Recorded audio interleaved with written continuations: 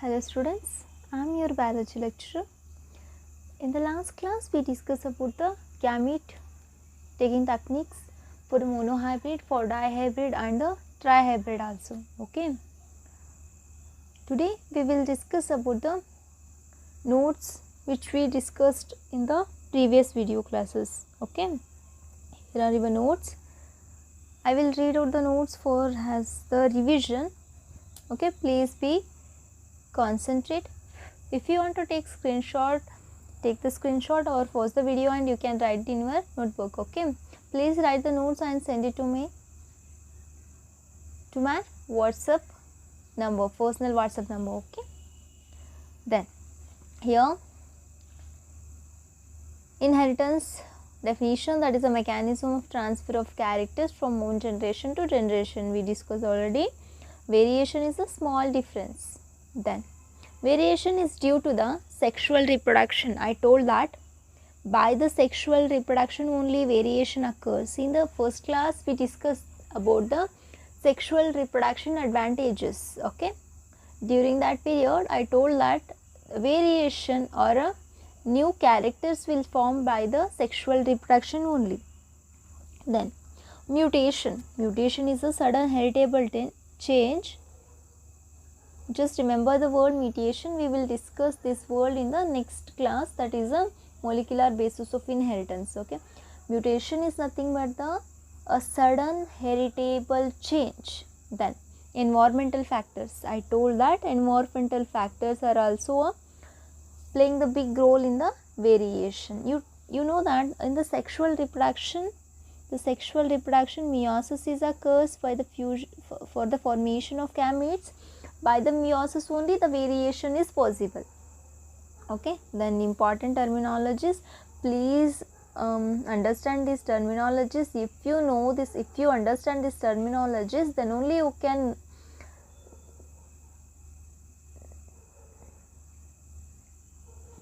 it is possible to understand the main topics like monohybrid cross, dihybrid cross. Okay, that's why initially I told these are the important terminologies. Okay, we discuss about the gene.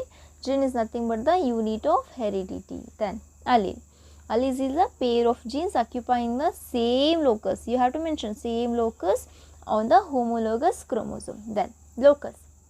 Locus is a point or a position where the gene is present on the chromosome.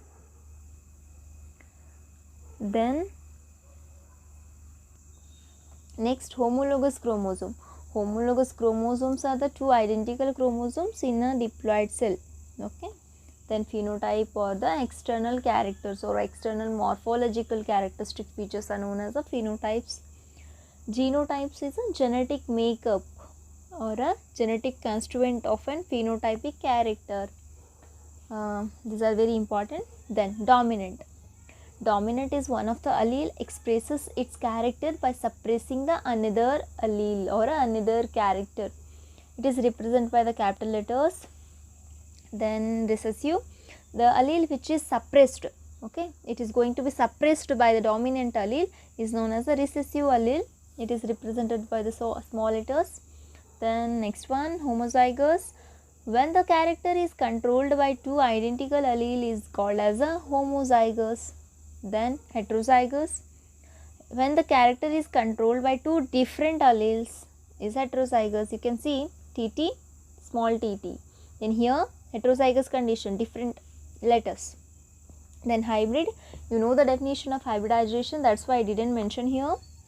Hybridase is a progeny or offspring obtained by the two crossing of two parents or the hybridization. You can mention hybridization also here. Then monohybrid is a hybrid cross made between two parents with the respective of single. After F1 generation, you can see the F2 generation.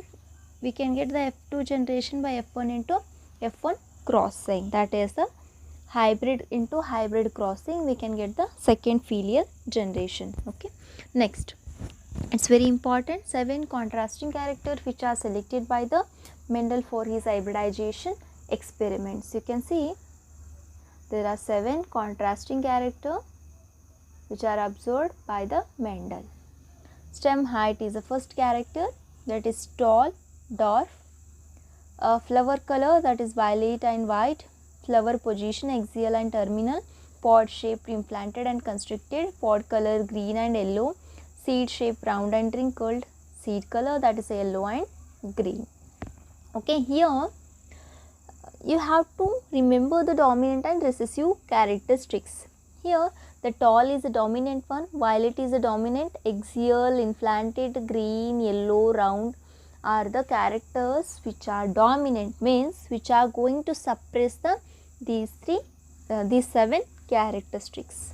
Okay, here I mentioned 2 another important terminologies, that is a character. Again and again we are using the word character. Actual meaning of the character, any attribute under investigation. Okay, anything which under the investigation for the genetic study. It may be a plant height. I told that stem height we consider as a character, that is known as one of the attribute. Then trait, expression or a manifestation of phenotype or a character. Trait means how the character is going to be expressed. For example, I told that stem height is a character, it is going to be expressed like a tall or dwarf. Tall and dwarf are the traits. Stem height is a character. This is a main difference between character and trait. Next, a Mendel laws of inheritance. Mendel, his name is Gregor Johann Mendel, worked on a garden pea plant, that is a Pisum sativum, for 7 years. In the initial class only I discussed that. That's for here I am going to revise all these things. That's in 1856 to 1863 and give a laws of inheritance. Okay, his work is unnoticed until the 1900 because he published his work in a local scientific journals. That's why his work is unnoticed. But his work is noticed by or rediscovered by 3 scientists, Hugo de Uveris, Korn and Enrich. These are the 3 scientists who worked on a Mendel studies and rediscover his work and published his work in a national, international scientific journals. Finally, the Mendel is called as a father of genetics. Then, why Mendel selected only pea plant? There are few reasons. Here, the plant, that is a pea plant, that is Pisum sativum. Mendel observed 7 contrasting characters which are very easy to study on them. Then, large number of seeds. In the pea plant, large number of seeds he can get. That's why it is very easy to conduct the experiment frequently. Then the pea plant life cycle is very small. It is an annual plant. That's why within a year he can conduct 3 or 4 experiments. That's why he selected the pea plant. Then I told to take the gamete like this, but another method of taking the gamete is there, that is a Punnett square. The scientist Punnett, this is a scientist name, scientist Punnett discovered this method of taking the gametes. If you get like this, TT, that is a tall plant which is crossed with the heterozygous tall plant.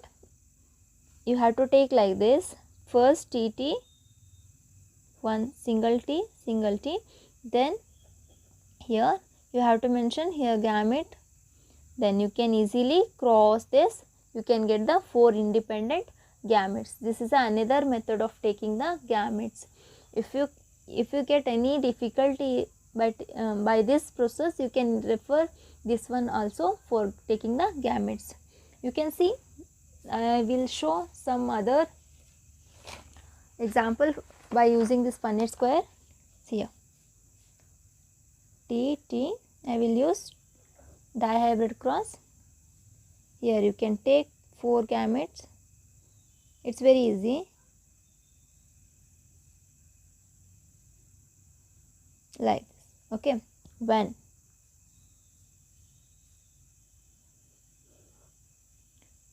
if this plant is crossed with a again this type of plant, it is very difficult to take the F1. That's why you can take like this. By using the Punnett square, it's very easy to.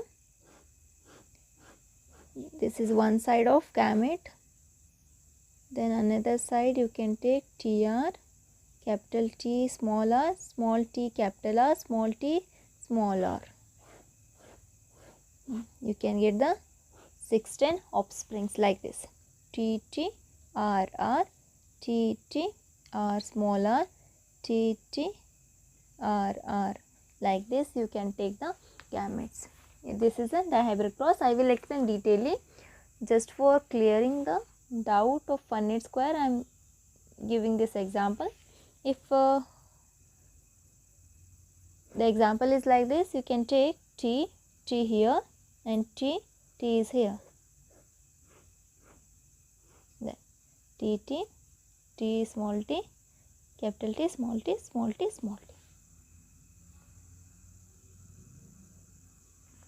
This is a Punnett square.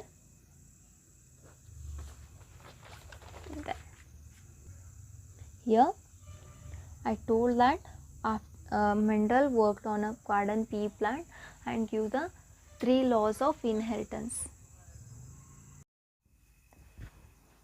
Mendel worked on a garden pea plant and give the 3 laws of inheritance. Okay, these are the 3 laws of inheritance of Mendelian experiment. Here first law is known as a law of dominance or the law of recessiveness. Okay, law of dominance, if you understand that dominant meaning, then you can get this law. Okay, here the law states like this: when two homozygous individuals with one or more set of contrasting characteristics are crossed, the character that appears in the F1 hybrid are dominant characters. Okay, as we know that dominant character which suppress the another character, that is a recessive. Dominant expresses by suppressing the another one. Okay, this statement is like that only when two homozygous individuals. Okay, when two homozygous means same, identical. Here we are making the cross between the two homozygous individuals with one or more set of contrasting characters. Here we took the one contrasting character. Okay, or crossed the character that appears in a hybrid, F1 hybrid. Okay, we can get the TT. Here by this parent we can get T has a gamete, here small t has a gamete. Forget this one. Then finally capital T small t is a F1 hybrid. Okay, here in the F1 hybrid the dominant character means this one is a tall. Suppose for example, if we consider the stem height, capital T capital C means that parental plant have the tall condition, small t means the parental plant have the dwarf condition.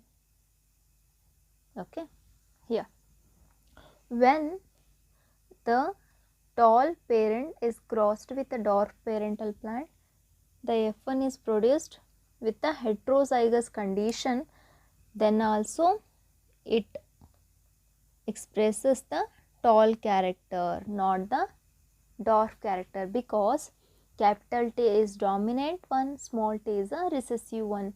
Dominant, that is a capital T, suppresses the small t, means actually the tallness character suppresses the dwarfness character. The first law states that one only when the two homozygous individuals with the one or more set of contrasting characters are crossed, the characters that appears in the F1 hybrids are dominant characters and those do not appears in a F1 are recessive characters. ಇಲ್ಲಿ ಯಾವುದು appear ಆಗಲ್ಲ means which character is not appear in the F1 that is known as a recessive character. Okay, there are so many reasons for this dominance and recessiveness. Okay, actually the enzymatic role is very important here. Then second law of the Mendel, that is law of segregation. It is also known as a purity of gametes. Understand one thing, first law shows that only the dominant character expresses, the recessive character does not express because it is suppressed by the dominant one. There are so many reasons, mainly enzymatic action of a dominant gene is a major one. Then second law, law of segregation. Segregation means separation. Okay, this law is also known as a purity of gametes. The law states that the pair of genes for a character are separates or segregates. The segregate means only separate. Okay, separates or segregate in an equal ratio at the time of gamete formation without being contaminated. Means when a pair of genes means a pair of characters. Okay, here capital T and small t are the two different characters. We can take another example like this, capital T and capital T also, and small t and small t, and so these are the three different examples when characters are separate or segregate in an equal ratio at the time of gamete formation. I told that each and every either it may be a heterozygous or a homozygous condition, the gamete will produce in an equal ratio. Two gametes will produced. Okay, at the time of gamete formation without being contaminated with other one. The heterozygous condition and homozygous condition also, there is no any mixing of gamete characteristics or any, the genes are not going to be contaminated, they are segregating, they are getting separate independently. Okay, an equal ratio. Suppose for example 100 gametes are producing by this parent, 100 gametes by this parent, 100 gametes by this parents. Okay, the 50% of gametes are capital T, 50% of gametes will form maybe small t. Here also same thing, 50 50 50 50 means equal formation of gamete, equal gametes are formed with the two different characters. There is no problem with the homozygous condition. When it is comes to the heterozygous condition, the problem arises like how much gametes are formed with having the dominance character, how much gametes will form with having the recessive characters. But it's very clear, there is no any contamination with the gamete formation, the equal number of gametes will formed at the time of meiosis. Okay, at the time of gamete formation. Remember one thing, this law is also known as a law of monohybrid cross. The law of segregation or a purity of gamete is also known as monohybrid cross because it applicable for the monohybrid cross. Next law, that is the law of independent. Next law, law of independent assortment. This law states like this, when inheritance of more than one pair of character, here the word pair. Okay, when inheritance of more than one pair of characters, each characters assort means separate, assort out independently of the other pair of characters. This is also known as a dihybrid cross law. This law is also known as dihybrid cross law. Here I am taking the example for dihybrid cross law or a independent assortment for explaining the third law of Mendel. Here I am considering stem height with the flower position. Stem height, stem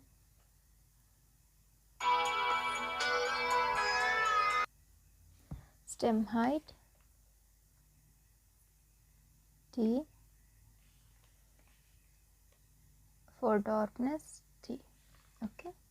Again I am taking flower position as an example. Axial and terminal. I will take capital A and small a. You can't get these examples in your NCERT book and normally any book. Randomly I am taking, that's why please understand the concept, then you can take any other alphabets or any other characteristics. Okay. For dihybrid cross I will take stem height, tall, dwarf and axial and terminal. Okay. We can make here, it's like this. Suppose pure parents we can take. For example I am taking like this, means a tall and a axial position flower plant is crossed with the dwarf with the terminal position.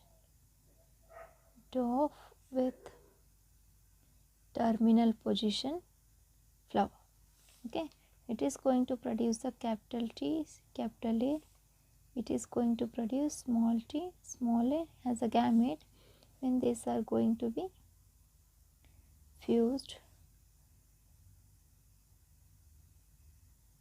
Okay, this one is our F1.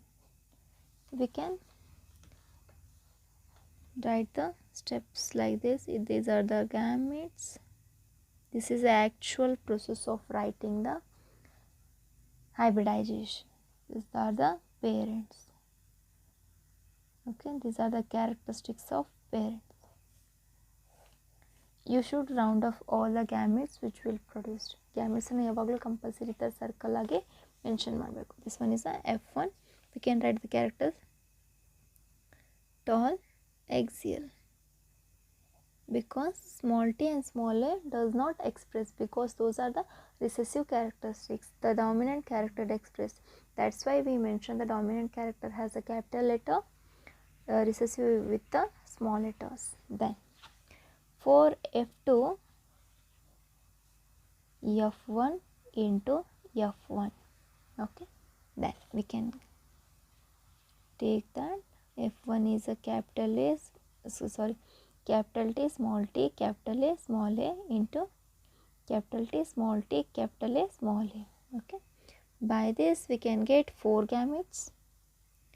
Those are like this: capital T, capital A, capital T, small a, small t, capital A, small t, small a. Here also same, I am using the Punnett square. Then you can easily get how many offspring will form. Okay.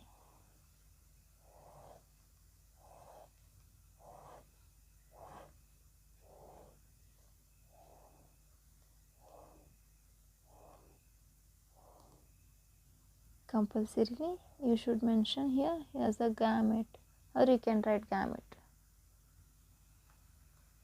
Then capital T, small a, capital A, capital T, capital A, small a, capital T, small t, capital A, capital A, capital T, small t, capital A, small a, capital T, capital A, small a, same.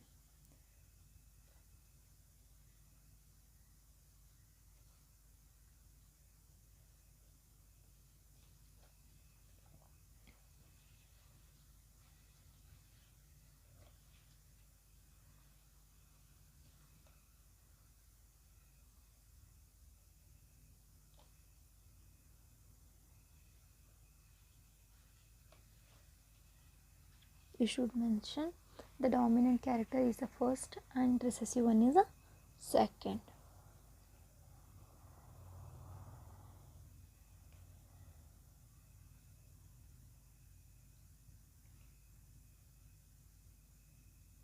This is an example of dihybrid one.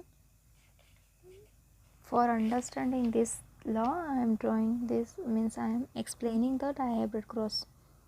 Later I will explain detailing, don't worry.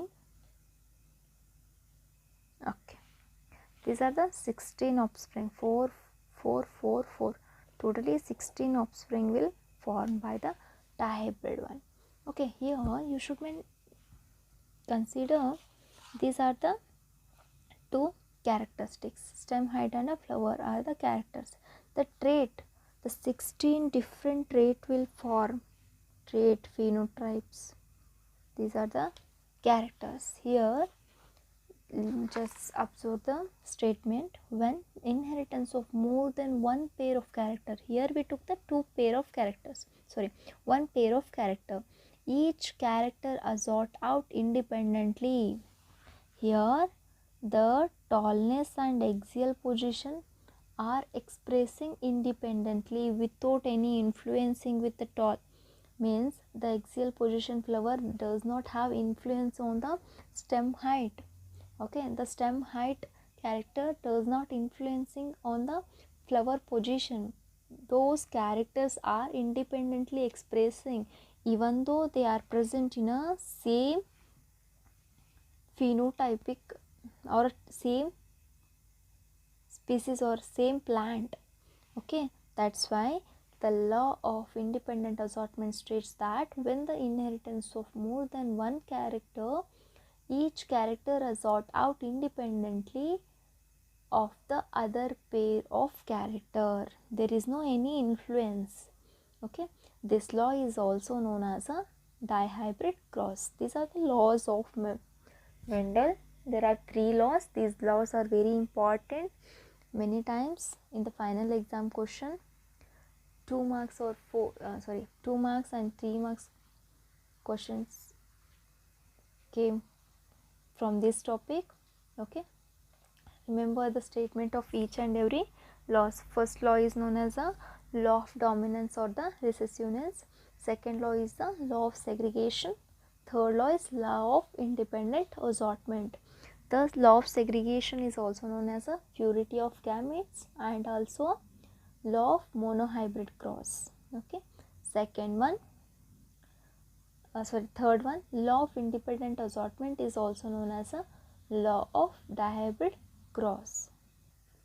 You can see, students, in your NCERT book, the step of making cross in a pea. Okay, with the help of diagram they are trying to explain. Here this one is a pea plant flower.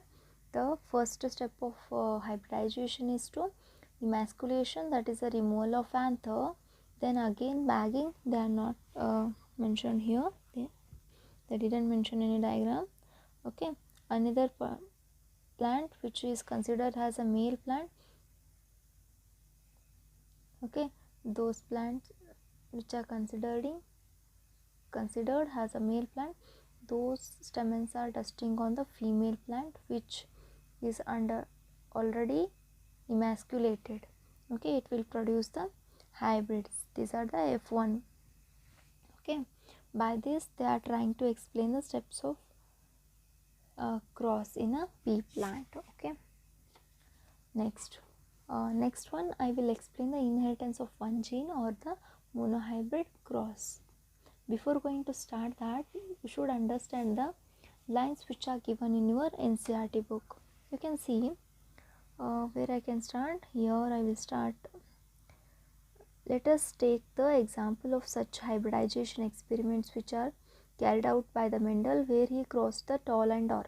I told that he considered the stem height as a character, planned to study the inheritance of one gene. He collected the seeds produced. The result of this cross has grew them to generate plants of the first hybrid generation, that is a first filial generation. This generation is also known as a first filial generation or F1. The Mendel observed that all the F1 progeny plants were tall like one of the parents, none were dwarf. ಇಲ್ಲಿ ನೋಡಿದ ತಕ್ಷಣ ಏನು ಅನಿಸಿತ್ತು, because ಇದನ್ನು ನಾವು T ಅಂತ consider ಮಾಡಿ ಇದನ್ನು ಟಿ ಅಂತ ಕನ್ಸಿಡರ್ ಮಾಡಿದರೆ F1 ಒಳಗಡೆ ಈ ಥರ ಬರುತ್ತೆ. ಬಟ್ ಹಿಯರ್ F1 ಒಳಗಡೆ ಹೆಟ್ರೋಸೈಗಸ್ ಕಂಡೀಷನ್ ಟಾಲ್ ಇತ್ತಂದ್ರೆ ಎಲ್ಲ ಪ್ಲ್ಯಾಂಟ್ಸ್ ಏನಾಗಿರ್ತಾವೆ, ಟಾಲ್ ಇರ್ತಾವೆ. ಡಾರ್ಫ್ ಒಂದು ಪ್ಲ್ಯಾಂಟ್ಸ್ ಇರಲ್ಲ. ಅದನ್ನು ಅಬ್ಸರ್ವ್ ಮಾಡ್ತಾರೆ. Mendel observe that one only the F1 progeny plants were tall like none of the dwarf. Okay, he made similar observation for other pair of traits. He found that F1 always resembled either one of the parents, that a trait of the other parent was not seen in them. He observed only the tall character in the F1, but he didn't observe any dwarf condition because the dominant gene expresses. He concluded by his experiment only the dominant gene expresses by suppressing the other gene. Okay, then Mendel then self-pollinated the tall F1 plant, and his surprise found